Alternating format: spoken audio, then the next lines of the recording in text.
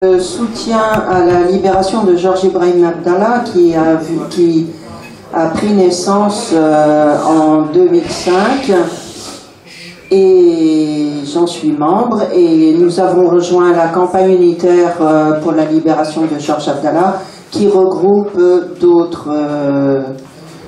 associations et membres d'horizons politiques différents mais à gauche, voire à l'extrême gauche. Je ne vais pas vous asséner tous les détails de la chronologie judiciaire de Georges. Georges Ibrahim Abdallah est un communiste révolutionnaire arabe qui est né au Liban en 1951. Un Liban dont le sud a été envahi par les troupes israéliennes en 70, comme vous le savez, et en 78. Georges y a été blessé et envahi aussi en 82 dans une opération appelée Paix en Galilée. Les troupes sionistes ne se sont retirées en 2000, laissant derrière eux 25 000 morts et 45 000 blessés.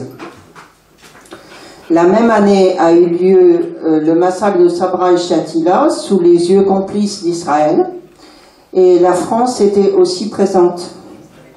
Ça, on n'en parle pas trop, mais en témoigne le livre du grand reporter Jacques-Marie Bourget aux éditions Éric Bonnier et qui s'appelle Sabra et Shatila au cœur du massacre. C'est dans ce contexte géopolitique que Georges Ibrahim Abdallah, engagé auprès des Palestiniens depuis l'âge de 17 ans, fonde lors de son passage au FPLP, le Front populaire pour la libération de la Palestine, avec d'autres camarades libanais, et il fonde les fractions armées révolutionnaires libanaises, les FARL, et qui est un groupe de résistance et qui décide l'exportation de la lutte armée en Europe. Arrêté à Lyon en octobre 84, il est condamné à perpétuité en 87. Je vous engage à lire d'ailleurs sa déclaration à son procès de 87 car il est encore très actuel. Donc il est condamné à perpétuité à la suite d'une machination politico-judiciaire, condamné pour complicité dans des actes revendiqués par les FARL. Vous savez qu'en France, quand on est condamné pour complicité pour des actes, c'est comme si on les avait faits. On a exactement la même peine.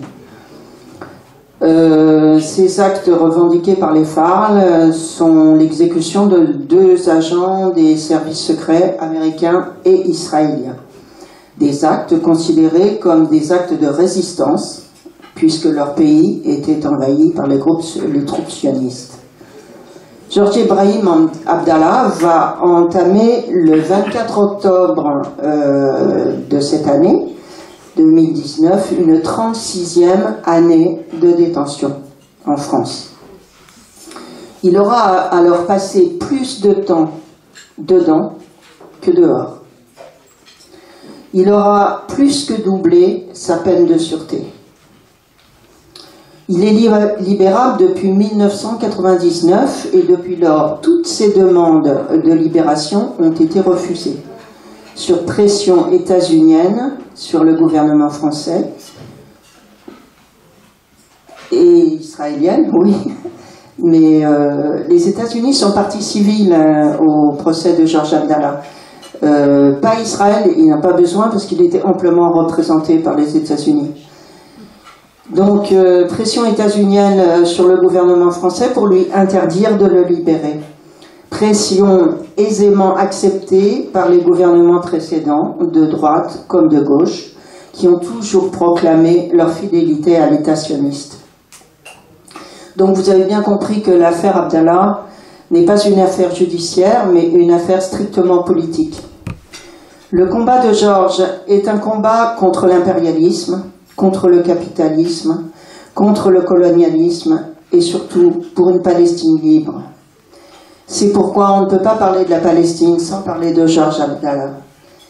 Il n'a cessé tout au long de sa détention d'affirmer sa solidarité avec le peuple palestinien, notamment pendant la dernière grève des prisonniers palestiniens, où il a fait lui-même une grève solidaire avec plusieurs co-détenus basques et arabes.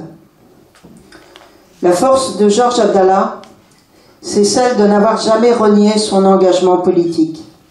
C'est cette fidélité-là à son idéal que les impérialistes lui font payer. La question palestinienne est directement liée à l'impérialisme, et c'est bien la raison pour laquelle ce même impérialisme maintient Georges Abdallah en prison. Avec lui, nous, Campagne unitaire pour sa libération, nous disons « à bas l'impérialisme et ses chiens de garde sionistes et autres réactionnaires arabes ». La solidarité, toute la solidarité avec la lutte du peuple palestinien et de ses résistants incarcérés. Georges Abdallah a besoin de nous, de tous ceux qui sont engagés aux côtés du peuple palestinien, contre le colonialisme, contre l'impérialisme, et nous répondrons présents jusqu'à sa libération. La mobilisation d'aujourd'hui apporte les preuves de notre ténacité, ici à Montpellier, mais aussi à Paris, à Lille, à Marseille, à Limoges, à Bordeaux, à Pau, à Toulouse, à Bayonne, à Perpignan, à Avignon et aussi au-delà des frontières, en Allemagne, en Suède, au Liban, en Grèce, en Italie, et j'en oublie certainement. Je voudrais vous rappeler une résolution du 29 novembre 1978 de l'Assemblée générale des Nations unies. L'ONU réaffirme la légitimité de la lutte des peuples pour l'indépendance, l'intégrité territoriale, l'unité nationale et la libération de la domination coloniale et étrangère et de l'occupation étrangère par tous les moyens en leur pouvoir, particulièrement la lutte armée. C'est l'ONU qui le dit et ça n'a pas été... c'est encore actuel. Oui, Georges Abdallah et ses camarades ont eu raison de se révolter.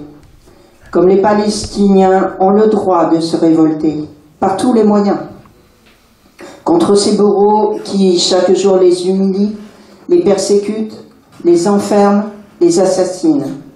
Oui, les Palestiniens ont le droit de se révolter, pour vivre et non survivre sur une terre qui leur est volée un peu plus chaque jour, et pour leur droit au retour sur cette terre dont ils ont été chassés. Palestine vivra, Palestine vaincra. Plusieurs associations et partis soutiennent la libération de Georges Ibrahim Abdallah et seront présents prochainement le 19 octobre devant la prison, car nous organisons annuellement une manifestation qui partira à 14 h devant la gare de Lannemezan et qui ira jusqu'à devant les grilles de sa prison.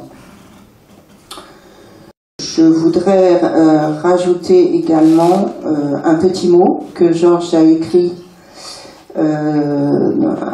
pour vous dans sa prison. Chers amis, chers camarades, vous savoir rassembler aujourd'hui ici à la Carmagnole me remplit de force et d'enthousiasme.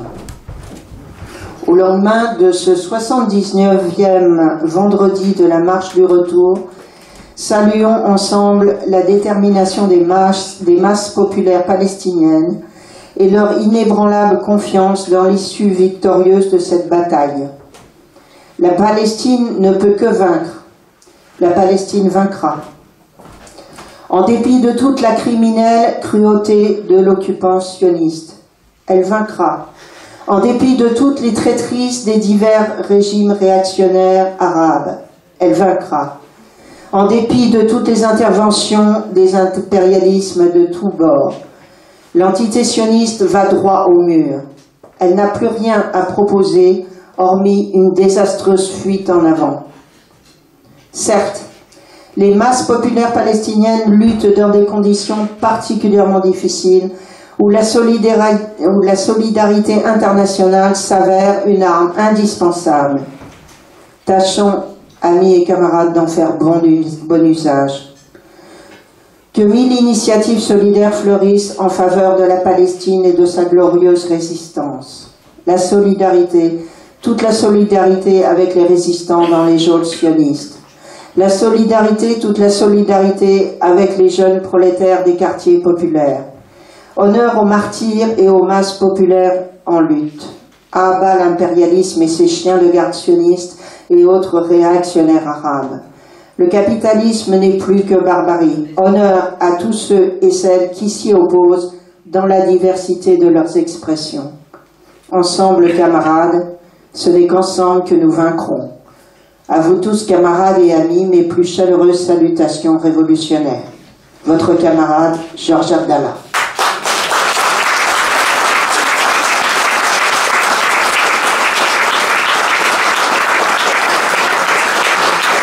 Georges Abdallah a été citoyen d'honneur de deux villes du Nord, deux villes Parti communiste du Nord, Calonne et Grenay, qu'il est citoyen d'honneur du FUQP, qu'il est citoyen d'honneur des Rouges Juifs de Marseille, qu'il a été nommé camarade d'honneur de la Fête de l'Humanité de Tarbes. Dernièrement, l'ambassadeur qui donc est allé le voir, un ambassadeur libanais, nous a fait dire que le dossier était au plus haut niveau. Alors le plus haut niveau, c'est Macron-Aoun. Donc ça fait quand même quelques mois et quelques années qu'on nous dit qu'il est au plus haut niveau. Je ne sais pas s'il lève la barre tous les ans, mais voilà. Il paraîtrait aussi que Macron irait au Liban dans le prochain semestre de 2020. Il est possible qu'on ait encore une autre manifestation devant la prison en octobre 2020. Oui, il y a Urvoas aussi, souvenez-vous, quand on l'a interpellé sur la perpétuité en France. Parce que la perpétuité en France, c'est pas une réelle perpétuité comme aux États-Unis. Comme vous disiez, c'est aux environs d'une trentaine d'années là. Urvoas, de la justice de l'époque, a dit mais si elle existe la perpétuité réelle en France, la preuve, Georges Ibrahim Abdallah. Macron est allé en Tunisie, je sais pas, il y a 2 ans, c'était l'an dernier ou il y a 2 ans.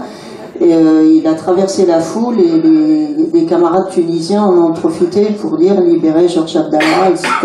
Il s'est tourné vers le maire de Tunis et il a dit c'est qui Georges Abdallah? Il y a une vidéo là-dessus. On a été reçus depuis 2005, croyez bien qu'on a multiplié toutes les actions.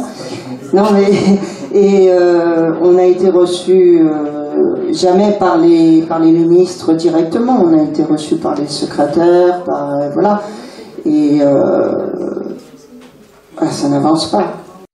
Il y a un pot commun qui est organisé.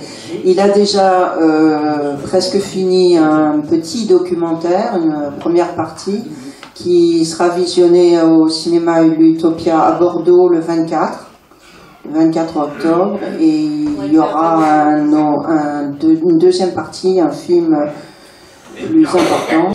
Il y a un autre film qui est en route, qui est fait par des camarades de Toulouse, de Palestine vaincra. C'est un film qui existe et qui a déjà quelques années, mais il est intéressant parce qu'il retrace tout le parcours de Georges. C'est un film qui a été fait par Secours Rouge et que l'on peut trouver sur Internet.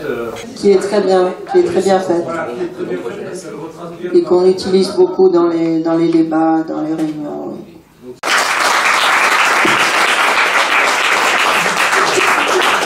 Envoyé à tous les élus de la région Occitanie, étant donné qu'il est incarcéré en Occitanie, mais également aux députés, aux ministres et au président. Je vous la lis rapidement. La Carmagnole, en tant que lieu revendiqué de combat politique et de solidarité, a pour vocation d'être un point d'appui sur toutes les luttes sociales, écologiques, démocratiques. À ce titre, les coopératrices et coopérateurs de la Carmagnole, réunis en Assemblée Générale le 25 septembre 2019, ont voté à la majorité leur soutien à la lutte pour la libération du militant libanais Georges Ibrahim Abdallah. Celui-ci, emprisonné en France depuis octobre 1984, soit bientôt 35 ans, est le plus vieux prisonnier politique d'Europe, Accusé de complicité d'assassinat d'un agent de la CIA et du Mossad, les services secrets israéliens, au terme d'un procès entaché d'irrégularités, Georges Abdallah, militant pour la cause palestinienne, est libérable depuis 1999. Il est inadmissible pour la Carmagnole que la France, se proclamant le pays des droits de l'homme, ne respecte pas sa propre législation qui stipule que la peine de sûreté incompressible est de 30 ans maximum.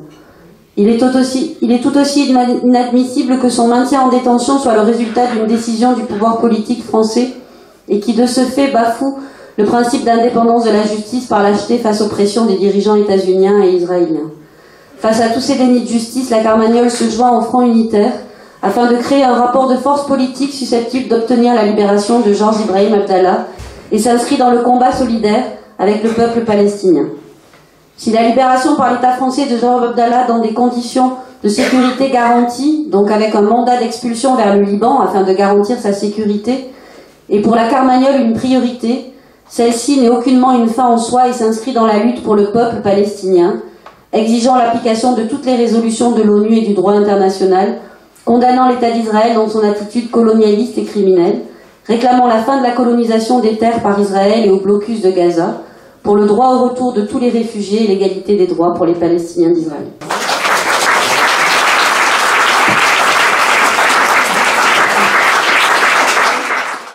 Et c'est pour ça que j'ai écrit cette chanson pour lui, la complainte de Georges Ibrahim Abdallah. Dans les vieilles geôles françaises, y avait un prisonnier, plus de 30 ans, à Dieu ne plaise, derrière des barreaux enfermés. C'est une zone de non-droit, un lieu qu'un seul homme parcourt, bien plus qu'une cage, un endroit où le temps a fini son cours. Qui me dira, qui me dira, qui me dira, quand je ne chanterai plus pour Georges Ibrahim? Qui me dira, qui me dira, qui me dira, quand je ne chanterai plus pour Georges Abdallah? Que devient l'homme entre les murs? Rêve-t-il de Kobaya? Sent-il le vent comme un murmure sur la plaine de la Béka? Voit-il au-delà du grillage Beyrouth la belle et dans l'effroi? Pleure-t-il de tristesse et de rage sur les cendres de Shatila? Qui me dira, qui me dira, qui me dira, quand je ne chanterai plus pour Georges Ibrahim? Qui me dira, qui me dira, qui me dira, quand je ne chanterai plus pour Georges Abdallah? Qu'on lui ouvre grandes les portes, qu'il revienne à nous triomphant, que nos chants de victoire le portent au pied des cèdres du Liban. Dans les vieilles geôles françaises, y avait un prisonnier, plus de 30 ans, à Dieu ne plaise, derrière des barreaux enfermés. Qui me dira, qui me dira, qui me dira, quand je ne chanterai plus pour Georges Ibrahim? Qui me dira, qui me dira, qui me dira, quand je ne chanterai plus pour Georges Abdallah?